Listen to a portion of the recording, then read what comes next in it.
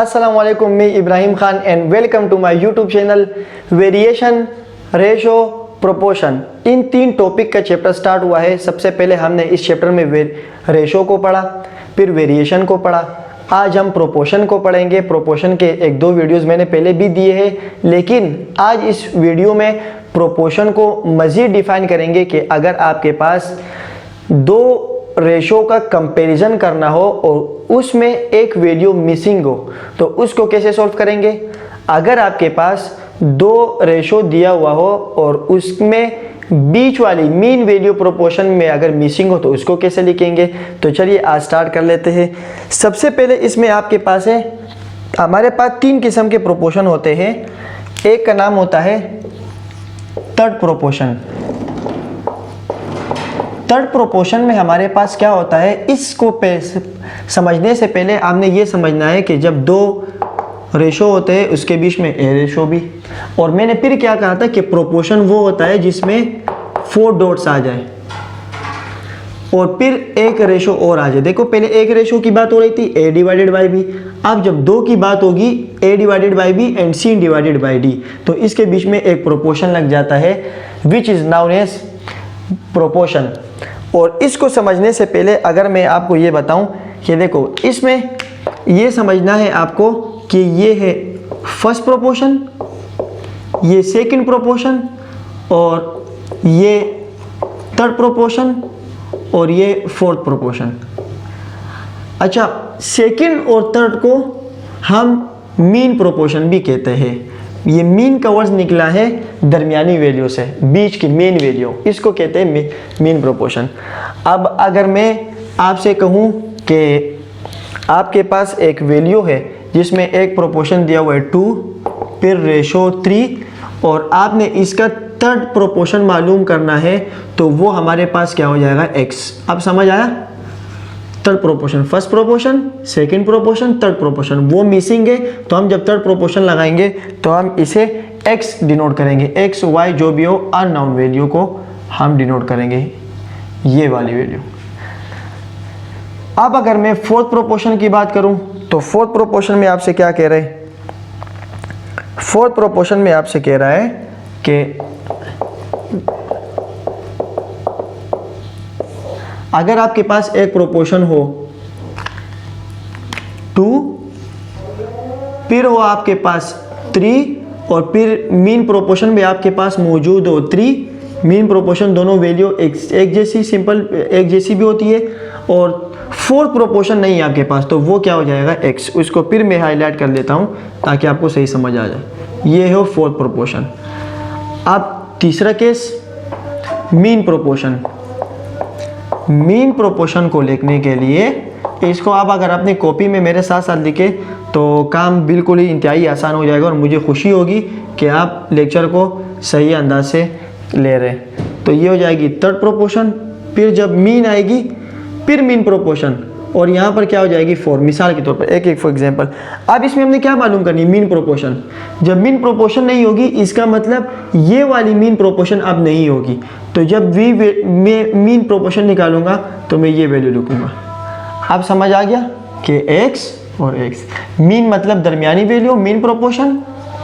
Fourth proportion मतलब fourth term और third proportion मतलब थर्ड टर्म। इसको समझ लें। बाकी कम्प्लेक्स कर लेते हैं कि a डिवाइडेड बाई b भी कर लो, b डिवाइडेड बाई c, फिर इसको आप डिवाइड कर लो, तो वो बहुत लंबी कहानी है। सिर्फ आपको ऐसे समझ जाए कि third proportion, fourth proportion and these are mean proportion. चलिए अब इसके थर्ड प्रोपोर्शन, फोर्थ प्रोपोर्शन और मीन प्रोपोर्शन के कुछ क्वेश्चन कर लेते हैं। थर्ड प्रोपोर्शन के कुछ क्वेश्चन कर लेते हैं। मैं आपको यहाँ पर साइड पे लिख दूँ कि a, b, x और c, मतलब x वो वैल्यू जो थर्ड प्रोपोर्शन होगी। अब मैं इसके कुछ क्वेश्चन बता देता हूँ आपको। जैसे आपके पास है कि find third proportion, PR means third proportion, if पहला पार्ट 6, 18 एंड 4, इसको आप 18 नहीं बल्कि 3 कर दे। तो आपने इसको सॉल्व करना है। वैल्यू अगर बड़ी भी हो जाए तो आप इसको मल्टीप्लाई करके आसानी से सॉल्व कर सकते हैं। अब इसमें देखिए कि सबसे पहले तो मुझे ये पता है कि ये प्रोपोर्शन मैं इसके साथ लिख देता हूँ 3 के साथ, 6 के साथ 3 का प्रोपोर्शन, और यहाँ पे अब मैं मीन प्रोपोर्शन लगाऊंगा जो कि डबल प्रोपोर्शन, इसकी नोटेशन ये होती है। आप मुझे क्या कह रहे हैं कि थर्ड प्रोपोर्शन, तो फर्स्ट तो ये रहा ए, सेकंड ये रहा बी, और थर्ड हमारे पास ये होता है जो कि मौजूद नहीं है और उसे हम कहेंगे एक्स, और फिर इसके बाद आएगा 4। आप जब इसके रेशो निकालूंगा आपको पता है कि 6/3 होता है, बीच में जब इक्वल आ जाता है तो ये क्या होता है x/4। अब मैं अगर इसको डिवाइड करूंगा, डिवाइड से मल्टीप्लाई लेके जाऊंगा तो 6×4 = 24 और 3x 3x। x की वैल्यू निकालूंगा, ये 24 अपनी जगह, 3 मल्टीप्लाई कर रहा है x के साथ, तो 24 के नीचे क्या करेगा डिवाइड, 3 × 1 = 3 और 3 × 8 = 24। तो x की वैल्यू हमारे पास आ गई थर्ड प्रोपोर्शन की 8। आपने देखा कि किस तरह हमने x की वैल्यू निकाली। सिर्फ आपने ये ध्यान रखना है कि थर्ड प्रोपोर्शन और फोर्थ प्रोपोर्शन कहाँ लगाना है, x की वैल्यू कहाँ लगानी है। तो ये आपके पास थी वैल्यू। अब इसको हम थर्ड नहीं बल्कि इस क्वेश्चन को थोड़ा सा चेंज कर लेते हैं, और मैं आपको कहता हूँ कि अब थर्ड नहीं, अब फोर्थ प्रोपोर्शन निकालो। इसका आप फोर्थ प्रोपोर्शन निकालो, फाइंड फोर्थ प्रोपोर्शन। तो ये आपके पास एक वैल्यू हो जाएगी 3 और यहाँ पर क्या हो जाएगा x। अब फोर्थ प्रोपोर्शन निकाल रहा हूँ, इसी को मैं आसान करूँ ताकि आप लोगों को मज़ीद समझ आ जाए। आप देखिए 6/3 दोनों का रेशो, यहाँ पे पहले क्या था x, अब यहाँ मैं क्या लिखूँगा 3 और इसके नीचे क्या लिखूँगा 4 चेंज होके x आ जाए क्योंकि मैं फोर्थ प्रोपोर्शन निकाल रहा हूँ। तो 6 को जब मैं x से मल्टीप्लाई करूँगा तो ये मेरे पास आ जाएगा 6x, और 3 को जब 3 से मल्टीप्लाई करूँगा मेरे पास आ जाएगा 9। और यहाँ पर x की वैल्यू मैं निकालना चाह रहा हूँ x 9, 6 मल्टीप्लाई कर रहे हैं, नीचे आके डिवाइड करेगा, 3 2 = 6 और 3 3 = 9। x की वैल्यू हमारे पास क्या आ गई 3 और 2। ये थी हमारे पास फोर्थ प्रोपोर्शन। कितना आसान हो गया, 3 से हमने फोर्थ प्रोपोर्शन निकाला। अब इसी सवाल को देखते हुए, रफ नहीं करेंगे, इसी सवाल को देखते हुए मैं आपको फोर्थ प्रोपोर्शन निकालूंगा, बल्कि सॉरी मीन प्रोपोर्शन निकालूंगा। इसको मैं रफ कर देता हूं। अब इसमें अगर आपसे कह रहे कि फाइंड मीन प्रोपोर्शन, मीन कैसे निकालूंगा? मीन वाली वैल्यू वो होती है जो इन दोनों के बीच में होती है, ये वाली होती है मीन के a x और b, बीच वाली वैल्यू होती है वो मीन, और वो हमारे पास मौजूद नहीं होती। तो अगर मैं मीन प्रोपोर्शन निकालूं, लेकिन इसमें ख्याल करना होगा कि मीन प्रोपोर्शन में आपको सिर्फ 2 ही वैल्यू दी होगी, 3 और 4। Find the mean proportion, find the mean proportion. और अब मैं इसको रफ कर देता हूं, क्वेश्चन बना देता हूं। मीन वाली 3 रेशो, अब मीन नहीं है 4 डॉट्स प्रोपोर्शन, फिर मीन नहीं है और यहाँ पर 4। तो मीन प्रोपोर्शन क्या होती है? ये वाली। अब यहाँ पे आपने क्या करना है कि इसके जब मैं रेशो निकालूंगा 3/x इक्वल टू, यहाँ पर क्या हो जाएगा x/4। 4 को 3 से मल्टीप्लाई, x को x से मल्टीप्लाई। इसको अब एक ऐसा रिलेशन बन जाता है कि हमेशा याद रखो, हमेशा याद रखो, जब आपको बोले कि मीन प्रोपोर्शन निकालो 2 वैल्यूज़ का, 3 और 4 का आपने मीन निकालना है, तो इसका डायरेक्ट फार्मूला होता है x² और 3 × 4। इन दोनों को मल्टीप्लाई कर ले और x² निकाले। मीन मतलब स्क्वायर। क्यों? ये जब आप दोनों डिवाइड करेंगे तो ये डिवाइड से मल्टीप्लाई जाके यहाँ क्या बन जाएगा, x और x क्या हो जाएगा x² और 3 और 4 मल्टीप्लाई हो जाएगा, तो x², 3 4 = 12। अब मुझे स्क्वायर की वैल्यू ख़त्म करनी है क्योंकि मुझे तो रूट स्क्वायर की वैल्यू नहीं चाहिए, सिर्फ x की चाहिए। तो अब मैं क्या करूँगा, रूट लगाऊंगा, taking square root on both side. जब मैं यहाँ पे स्क्वायर रूट लगाऊंगा तो x से स्क्वायर ख़त्म होके x बाहर आ जाएगा, और 14 का रूट होता है 2√3।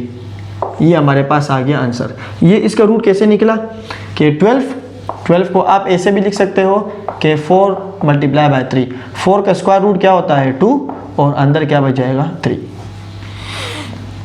हमने इस लेक्चर में प्रोपोर्शन की वैल्यू निकाली, कौन सी वाली, एक थी हमारे पास थर्ड प्रोपोर्शन, एक थी हमारे पास फोर्थ प्रोपोर्शन और एक थी हमारे पास मीन प्रोपोर्शन। इस चैप्टर में बाकी कुछ सवाल तो नहीं रहे इतने ख़ास कि मैं इसको लिखने की कोशिश करूं। 45 और बस इसमें कुछ नहीं है बाकी। अब अगर आपके पास एक वैल्यू आ जाएगी, जैसे वो इसमें वेरिएबल की वैल्यू है, वो मैं आपको बता दूं कि इसमें क्या कह रहा है। अगर आपके पास वेरिएबल टाइप के क्वेश्चन आ जाए और आपसे ये कह रहे हैं कि फाइंड द थर्ड प्रोपोर्शन या फोर्थ प्रोपोर्शन, आप फोर्थ प्रोपोर्शन मालूम करें और आपके पास दिया हुआ है a minus B ratio A square minus B square proportion, x की वैल्यू फिर नहीं दी, ये हो जाएगी आपके पास a प्लस बी और फोर्थ प्रोपोर्शन मतलब आखिरी वाली वैल्यू। तो अब जब मैं इस फोर्थ प्रोपोर्शन को निकालूंगा, इसका फोर्थ प्रोपोर्शन वैल्यू क्या होती है, a माइनस बी, यहाँ ये डिवाइड में रेशो को हम डिवाइड में लिखते हैं ना, A square minus B square equal to a plus B यहाँ आ जाएगा और यहाँ पे क्या हो जाएगा x, ये x जाके इसके साथ मल्टीप्लाई हो जाएगा तो x a minus X B, यहाँ पर क्या आ जाएगा a प्लस बी और इसके साथ मल्टीप्लाई में क्या है a square minus B square.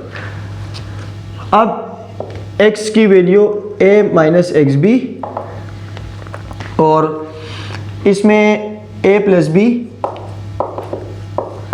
A square minus B square को मैं ऐसे लिख सकता हूँ कि a plus B A minus B. और जब मैं x की वैल्यू निकालूंगा, क्योंकि मुझे तो फोर्थ प्रोपोर्शन निकालना है, तो यहाँ पर मैं एक काम करता हूँ, इन दोनों में से x कॉमन ले लेता हूँ, a माइनस बी, दोनों में से x बाहर निकाला तो यहाँ पर क्या रह गया a और यहाँ माइनस बी। x की वैल्यू अपनी जगह, ये a प्लस बी है, ये भी a प्लस बी है और यहाँ a माइनस बी, और ये a माइनस बी मल्टीप्लाई था, इक्वल के बाद यहाँ जाके डिवाइड करेगा। a माइनस बी से a minus B cancel out, क्या बच गया a प्लस बी और a plus B 1 power 2 brackets, तो इसकी पावर क्या हो जाएगी 2। तो x की वैल्यू हमने फोर्थ प्रोपोर्शन निकाली। कुछ फार्मूलाज दे देते हैं, अगर आप एक्सरसाइज में देखेंगे तो आपके पास एक बहुत सारे इस तरह सवाल होंगे जिसमें a cube minus B cube और a plus B A minus B, जिसमें मैंने बहुत सारे लेक्चर बनाए फार्मूले के तौर पर, तो आप इसको देख के ये फार्मूला बना सकते हैं। तो चलिए फिर मिलते हैं इंशाल्लाह एक नेक्स्ट चैप्टर के साथ। ये तो वेरिएशन का एक छोटा सा इम्पोर्टेंट चैप्टर, मिलते हैं एक फिर नए ख़ास चैप्टर के साथ। और हर वीडियो लाजमी देके शेयर कीजिए, प्रैक्टिस कीजिए, प्रैक्टिस के बगैर कुछ नहीं होता। जितनी मेहनत करेंगे तो आपको काम आसान लगेगा, मेहनत नहीं करेंगे तो आप फंस जाएंगे। तो चलिए फिर मिलते हैं इंशाल्लाह नेक्स्ट लेक्चर के साथ। Keep learning and keep sharing.